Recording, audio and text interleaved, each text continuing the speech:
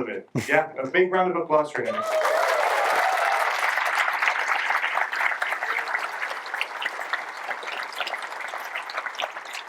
Thank you very much. Yes, yes, I do a lot of things, it turns out, too many things.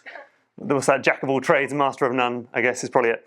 Yes, so if you don't know, my name is Mark Brown. I run the YouTube channel Game Maker's Toolkit, where I talk about how games are designed and how games are developed. Been doing it for 10 years now, which seems way too long. I've learned a lot about how games are made in this time, and one of the main things I've learned is that games are like really hard to make, right? There's just so many things can go wrong, and they take forever to make. You know, they just take so long. I mean, think of all the things that go into making a video game. You've got to do all the design work and make prototypes, write all of the code, find art assets and make music and debug it and polish it and do promotional materials and release it. And then imagine doing that in 48 hours. What is wrong with all of you people? Why are you doing this to yourself? This seems like a crazy thing to do. Video games, you know, an indie game might take 6 months if it's, you know, really fast, but, you know, usually years. You're choosing to do this in 48 hours. Okay, I have a bit of experience in why you're doing this. I haven't ever entered a game jam, but I've run a few of them myself. The GMTK game jam has been going on since 2017. It's grown rather large in that time. We often break the servers of the website we use because it's got quite large. But anyway, so I have a bit of experience in people entering game jams. I thought it would be interesting to ask the people who have entered these jams, why do you do it? Why do you put yourself through what seems, from an outsider's perspective, insane thing to do? And is there something really beneficial and advantageous to doing a game jam beyond just the kind of challenge and the kudos and the fun of, you know, throwing yourselves all together into a tiny university and seeing what you can make? Are there like genuine, helpful things you can get out of a jam? And so what I found was, yes, 10 to start with reasons for what you can get out of a game jam. What are the reasons for doing a jam beyond just the fun of it? What are the advantages? So we're going to go through them one by one in this talk. So starting off with, a game jam can be a good opportunity to try something new for a change. So I think as game developers, it's quite easy to get into sort of comfortable routines and kind of end up doing similar things day in, day out, right? So every time you make a new game, I always make a 3D game, and that's what I always do. I'm always doing pixel art, and that's what I've been doing since I started making games, and I'm just comfortable and happy with it. I'm just going to keep on doing pixel art.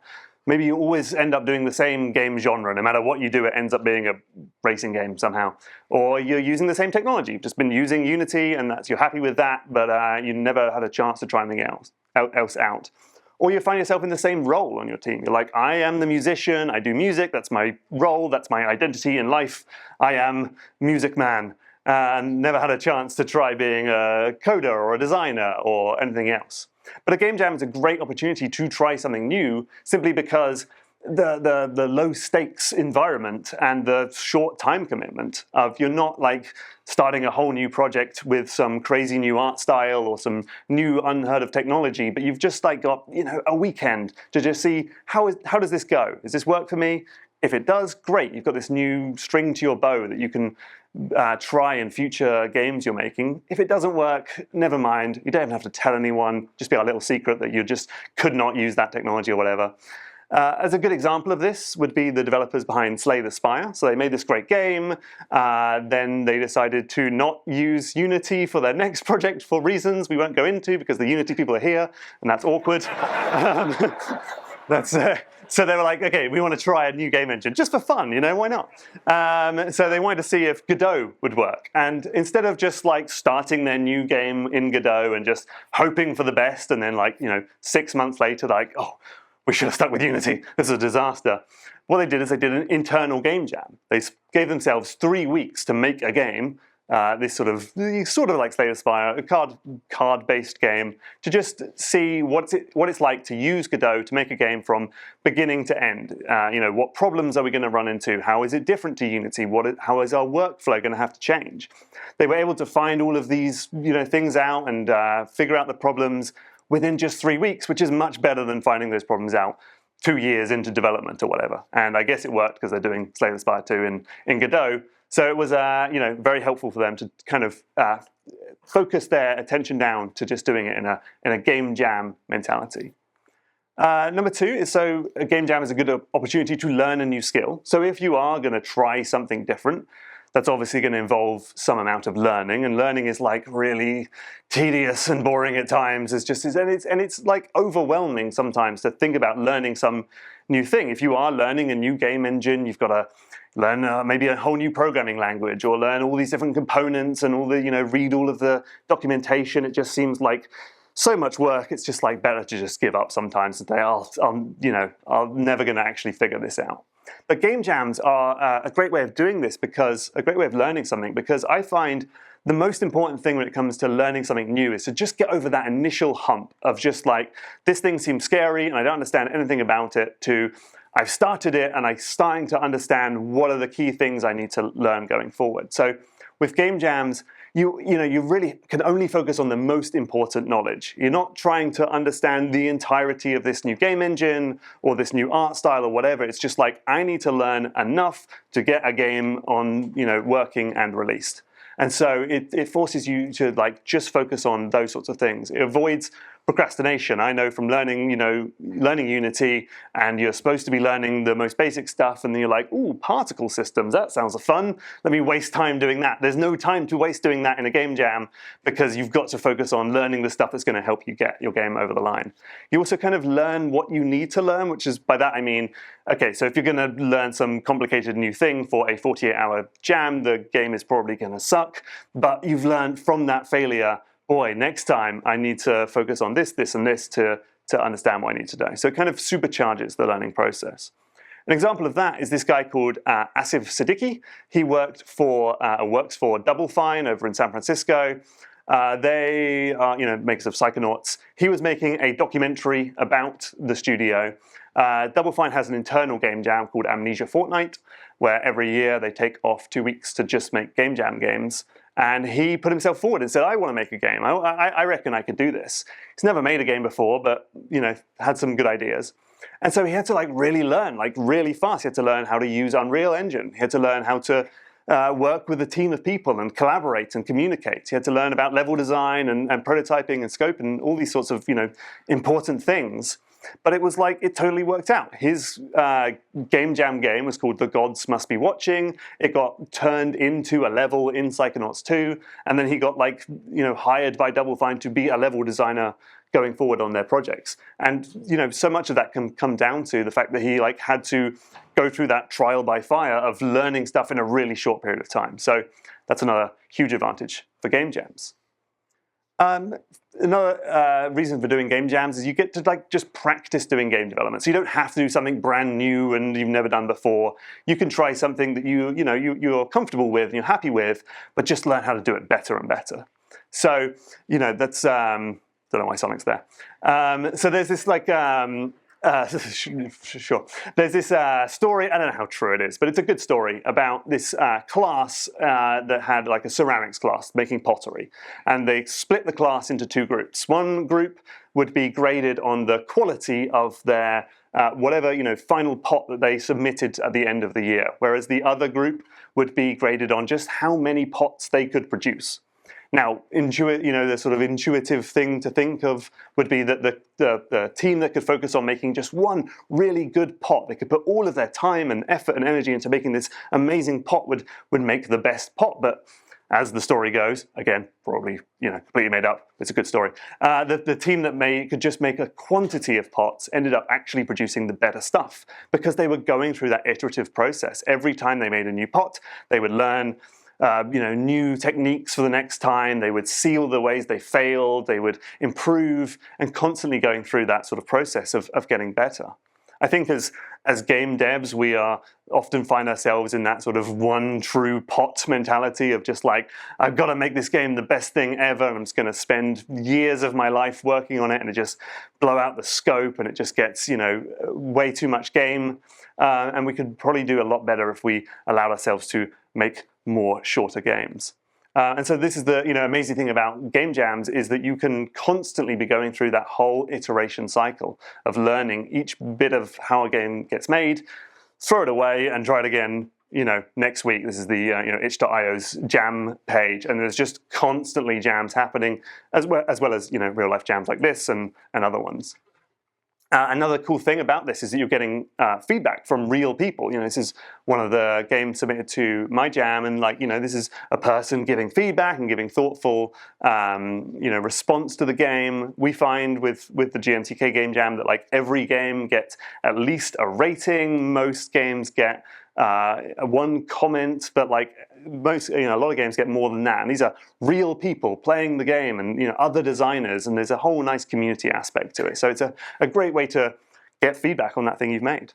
And so basically every part of the design process or the development process, from design to code to really important things like the production process of just how do you get the game done, and how do you sanction off your time between pre-production and production. Things like balance and playtesting are all things you're going to learn. But I think perhaps the most important thing you're going to learn from making game jam games is just learning how to finish a game. This is really important. I feel as game developers, we're just awful at finishing games. You're not really a game developer unless you have a folder on your hard drive of 10 unfinished games. It's just a rite of passage. And I totally get it, right? Because at the beginning of the project, it's so much fun, and you're solving problems, and you're blue sky thinking and making prototypes, and the game is in your head as this vague, fuzzy idea, and you're that could be the best game ever made. This could be amazing. And then when you come to finish the game, now you're just doing the tedious stuff like bug fixing and certification things, and then that idea in your head is now reality in front of you, and you're this is not the best game ever. This sucks. And it's probably better maybe to just never release it and go do something else and start the whole process again.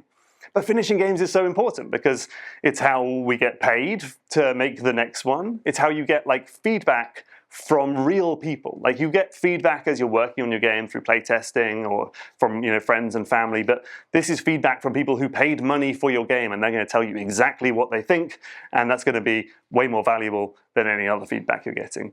And it's just a muscle that we need to be able to work on. Is just this finishing games is something that you can improve over time, and so you're constantly going through that cycle. And the nice thing about game jams is that there's these kind of external factors that are encouraging you to finish your game. There's a community aspect. Everyone's doing it at the same time. There's that time limit. So you've got to get this game done really quickly. And so there's no opportunity to just blow out the scope and do other things. So you're constantly finishing games. Number 5, a game jam is a great opportunity to prototype an idea. So in game developers' brains, we have all of these ideas. Every game developer and designer has so many great ideas for games. The problem with the human brain is that it is a terrible video game simulator, because in our brain every game just seems super amazing, super fun, seems like it's the best thing ever, and it's only when you start actually playing it you realize, oh no, that doesn't work at all, that's terrible, that's a bad game. And so what we have to do is have to build a prototype. But a really important thing about a prototype is that it needs to be done really quickly, because otherwise you're just sort of wasting time. You need to find out in as short a time as possible, is this game idea good, or is it just not worth working on? And so you look at the prototypes for great games, they look like this crap. This is a gherkin in a top hat. This is Cuphead, one of the most beautiful games ever made. Started like this because they just wanted to find out, how do we make this game fun? Is this worth working on? Is this idea valid and it's going to lead to an interesting game? And so when you're just making it on your own, it's very easy to just go wild and just spend months and months working on this prototype, but a game jam forces you to make it faster. So an example is Baba Is You. So I think RV is maybe here somewhere. So I don't know how real this story is, but basically, had this idea for this game, and it's would this game actually work? Is it going to lead to interesting puzzles? It's quite a complex system, but by basically forcing him to only work on it for 2 days, he was able to find out very quickly, is this a good idea? Does this lead to interesting puzzles, or is it a disaster? Obviously, it was a good idea. It led to a fantastic full game. But a huge part of this is that instead of spending forever prototyping this game, I managed to do it in just one weekend. Which actually leads to the next thing, which is this idea of focusing decision making. So it's not just with prototypes, but it's throughout the entire process. So I've been working on my own game for way too long, and it looked like this for a long time because I just spent so long just like coming up with all sorts of ideas that might be fun, and just like throwing different things together, and changing the genre and changing the way the game worked, and adding in enemies and bosses, and then taking them out and putting in puzzles. I just felt like I was very much spinning my wheels.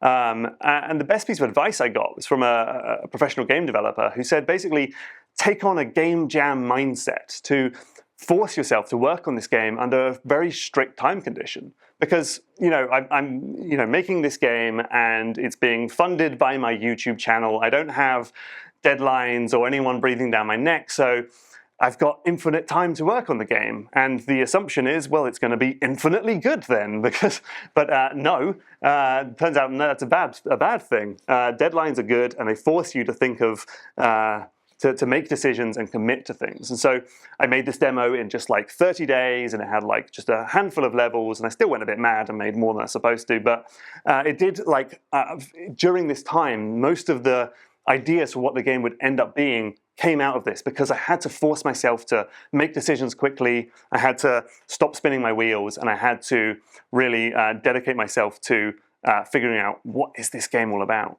Reminds me actually of the game 2D and Top D. It's a very clever game. So it's like a 2D side-scrolling puzzle game, which then can change to a top-down soccer band game at the hit of a button. Very cool. Because I was working on a puzzle platformer, I got on Zoom with these guys and was just like, how did you decide to do this? And what was your decision making behind that? And all of these questions. And they're like, it was a game jam game. We had 48 hours. We didn't have time to theory craft for ages and to think through every possible ramification. We had to get this game done. And so that forced them to just take the first idea that seemed good and implement that into the game. And so it ended up, turning into this fab game. But they put a lot of that down to the fact that the game jam process focused their attention. And so I've been trying to, this is more what my game looks like now, trying to keep that game jam mentality up, not allowing myself to just work on it for months and months on end, but forcing myself to have these deadlines and saying, I want to make this much content within this much time, has been a really useful way of getting the game done. It's not done, but more done. Number 7. Okay, a game jam is a great way to learn how to get to the fun, right? So this is the idea that when you release a game jam game, or put it out in a place like this, one of the sort of cruel realities of it is that your game is basically going live at the same time as hundreds, if not thousands, of other games. And so your game has to really stand out. And if someone does give you the nice privilege of actually clicking on your game, they know that if your game sucks for 1 second, they can just click off and find something else. And so you have to really work to get that person's attention, get them to figure out what makes your game good, and to make them stick around. These are essential lessons to learn if you're making a game jam game, but they are also just useful things to learn for any type of game you're making. You might not need to capture people in 3 seconds, but you do want to capture people in 5 minutes. And so you can just take these lessons and blow them out a little bit. So one of them is just making your game easy to understand, like Space Invaders, like classic arcade games. Can someone see your game and just from a screenshot kind of get an idea of what the rules are of the game? There are so many game jam games where you're playing it for a long time, you're just like, I don't get what I'm supposed to do in this at all. I stream a lot of game jam games and make an idiot of myself on stream because I just don't get it sometimes. But this is a key thing to learn. How could you get someone to understand it within the space of 2 seconds, basically? Difficulty balancing is a really important thing to get right, especially in game jam games, because basically if the thing that happens to a lot of game jam games is the person has been making it for 48 hours and has just suddenly gotten very, very good at it, and they just keep cranking up the difficulty, and then you give the game out and people are like, I cannot play this, this is impossible. You are a psychopath. And so the thing you want to learn with game jam games is how to tune the difficulty right. My recommendation is always to make it a little bit easier than you think, and then probably make it a little bit easier again. But this is, a lesson that's important for any type of game you're making. Difficulty adjustments and kind of getting a nice feeling for the game where it's not too hard, not too easy is really important. juice. You've only got a few seconds to grab this person's attention who's going to play your game. So how can you give them the best first experience as possible? What can you do in terms of visuals, in terms of particle systems, screen shake, sound effects, just making it look really cool and just kind of getting people to feel the game is exciting and interesting and grabbing their attention. Again, it's like essential for making a game jam game, but it's a really useful lesson for most games you might be making. Getting to the point, there's not many game jam games that come with like a privacy policy, but you do get game jam games where they're like, oh, there's the studio logo, and then we've got like a long tutorial, and then like really long dialogue scenes, and you've got this fantastic new game mechanic, but a lot of players never even get to it because it takes like 10 minutes to get to the point. So making sure that you are finding ways to get players into the game as quickly as possible. What is the fastest way you can teach people the new mechanics? Can you get the point of your game across within the first few seconds of your jam game? And then also this idea of giving people an interesting experience by giving them something familiar, but something with an interesting twist on it. So this is a game called Two Timing Towers. It was one of the GMTK game jam games. It's from this guy called Zachary Richman, who just keeps winning my jam over and over again. So he's either like just really good, or we just have like very similar brains maybe. But he has this idea for making game jam games, which is basically you give someone something they've seen before. Tower defense game. Put down these towers, enemies come in, bullets hit them, great. And then you suddenly realize that there's something different. So in this game, the bullets from your tower can also kill your player character. And so you have to weave in and out of it. And in that moment, you go, ooh, I get it. There's something different here. It's a bullet hell tower defense game. And so by taking elements the player is familiar with, that's a great way to get people on board quickly. But then giving them a twist, gives them a surprise, is a great way to make a really good game jam game. But it's also behind a lot of the games that we see. There are elements the player is familiar with, and then fresh elements that surprise them. Number 8 is that game jams are an opportunity to take a break. So making games is really fun at the beginning, like I say, but then it starts to drag on a bit. And I know from experience, it really starts to drag on a bit. I've been working my game for 3 years, and I want to die. You're just working on content. It's just sort of a bit of a drag. But the nice thing about game jams is that an opportunity to get out of that experience and do something different. So you can work with different people. This is the slide. Working with different people. You've come to hate your programmer. You see them every day. You're sick of their face. But now you get to work with a different programmer for a while and hate them. Or work with a new musician or whatever. Or you can work with different technology, different tools, different genres. Gives you an opportunity to just get out of that creative rut. I think as game developers, there's or as just creative people in general, there's some part of our brain that is like hungry for doing something new and challenging and solving interesting problems. And when you're in the middle of a long game development project where you're no longer doing the fun prototyping stuff, that part of your brain starts getting really hungry. And it's just like, I want to solve problems. Game jams give you a chance to basically feed that demon in your brain, get it off your back, and then you get back to working on your game, hopefully. And so we're seeing like a number of studios around the world, maybe less so now that all the studios have shut, but doing internal game jams. So Double Fine has the Amnesia Fortnite, and Clay Entertainment had one where Don't Starve came out of it. And just this idea that you basically building this into the company community structure to give people a bit of a time off and like force them to do something else. I mean, they're still working, so great productivity, keep going, capitalism, fantastic. But they're having a break at the same time. It's like the best of both worlds, fantastic. Number 9, game jams, great way to get inspired. So if I just ask you to come up with an idea for a video game, that can be a very difficult thing to do, right? It's that sort of blank page problem. Where do I start with this? I don't know what to begin with. But if I'm like, okay, come up with an idea for a video game about making food, okay, suddenly your brain starts to move, starts to work. Maybe it's a game about a crazy kitchen where everything's on fire, or it's a game about finding the right pizza toppings to go on this pizza, or it's a game about being a piece of bread and trying to get into a toaster. There's so many ideas can come out of that. And that's the point of the game jam theme, right? So these are some of the themes from my previous jams, only one, Out of Control. The idea is that they're never supposed to lock you into a specific type of game or a specific genre, but it's just to kind of get your mind going and to just give you something to chew on and something to start with, that sort of jumping off point.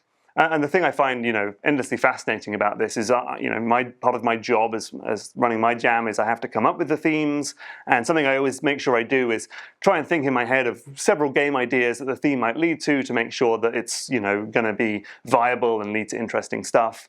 And I feel like I come up with lots of good ideas, but then people come up with stuff that completely blows my mind. I would never have thought of. Like for Join Together, we had a game where you were, switching wires on a telephone switchboard, or this game where you're trying to get a laptop to a projector through a series of different dongles of different cords.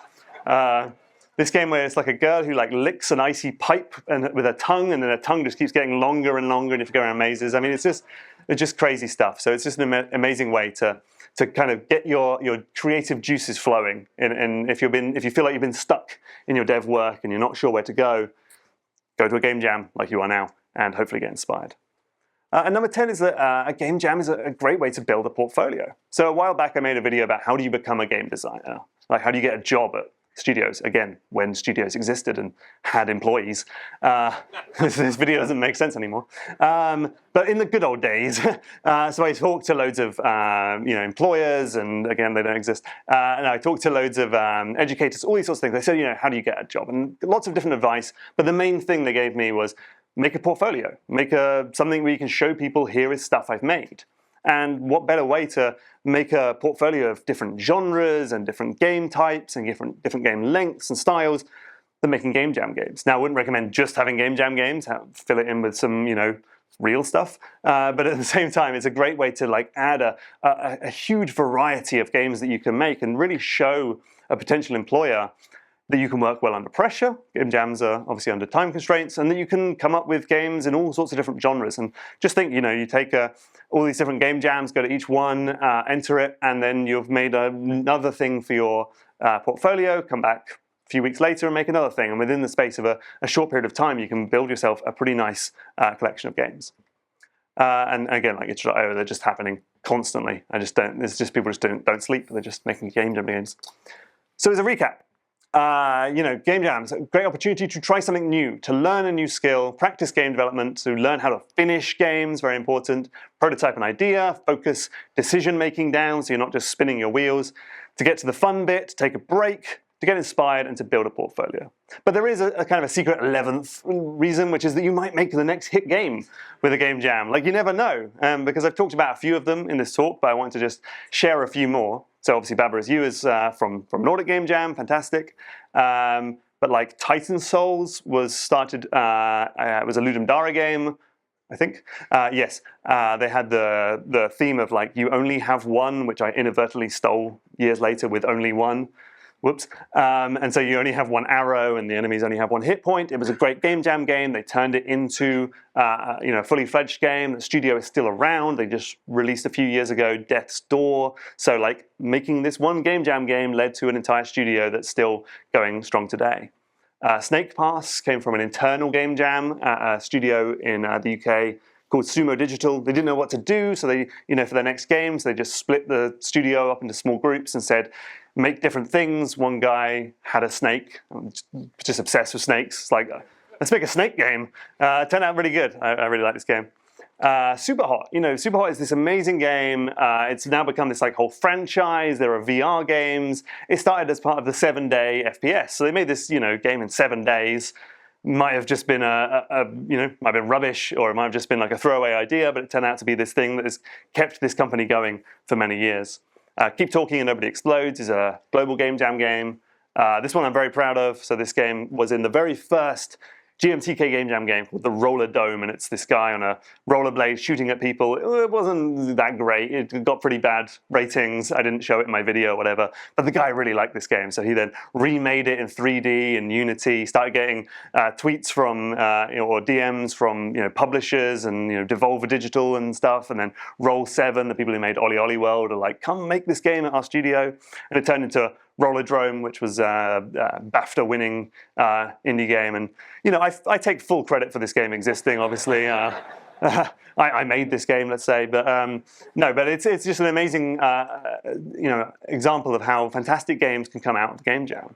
But I think it's worth noting that I would never want to say, like, you've got to make a game for your Game Jam game that has to turn into the next big hit for it to be worthwhile. I think we talk a lot about these Game Jam successes. Hollow Knight is another one. These tiny Game Jam games that get turned into these massive projects. But I think it's worth pointing out that Game Jam games are amazing in their own right, and some Game Jam games are like just this fantastic idea that wouldn't really make sense as a full game, but it's just kind of fun in its own right. It's its own like artistic form. So this is Rag Golf. It's a really funny game where you think you're playing golf and you're going to hit this ball, but then the ball doesn't actually move. Your character just flings back when you hit it, and you realize you have to like spin your character around the screen. It's really funny. Descriptionary is like reverse engineered Pictionary, where they describe what the image is, and you have to draw the image based on description and then think what the prompt was. It's a very complicated game. Probably wouldn't make sense as a real game, but as a one-off Game Jam joke, it's fantastic. Streamer Screamo is a favorite of mine recently, where you're basically watching a guy who's on Twitch playing a horror game, and then you realize that you are the horror character in the game. You have to sneak up behind him and scare him to death. And so yes, Game Jam games are not just a stepping stone. If they are a stepping stone to a massive new game, fantastic, but they are wonderful things in their own right. So go make fantastic Game Jam games. Good luck, everybody. Hooray!